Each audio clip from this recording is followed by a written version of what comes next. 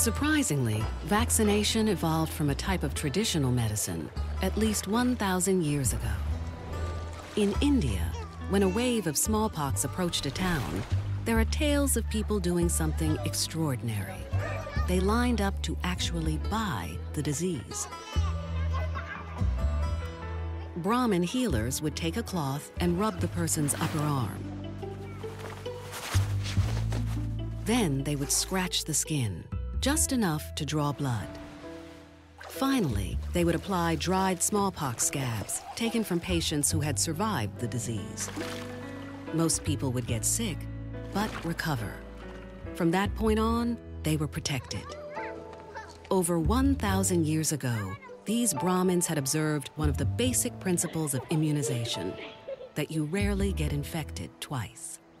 Fast forward around 700 years to Europe, where over 400,000 people were dying from smallpox every year. An English mother, Lady Mary Wortley Montagu, wrote of seeing Turkish women deliberately inoculating their children with smallpox, using a method similar to the Brahmins. The children play together all the rest of the day. Then the fever begins to seize them, and they keep their beds 2 days, very seldom 3.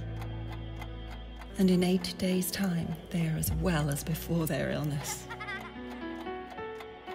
Lady Mary successfully inoculated her own son and introduced the technique to England. People didn't understand why it worked, and it was never risk-free.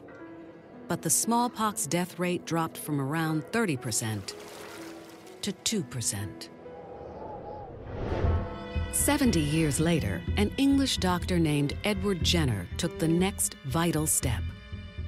He demonstrated that deliberate infection with a mild, non-fatal disease called cowpox would protect against smallpox.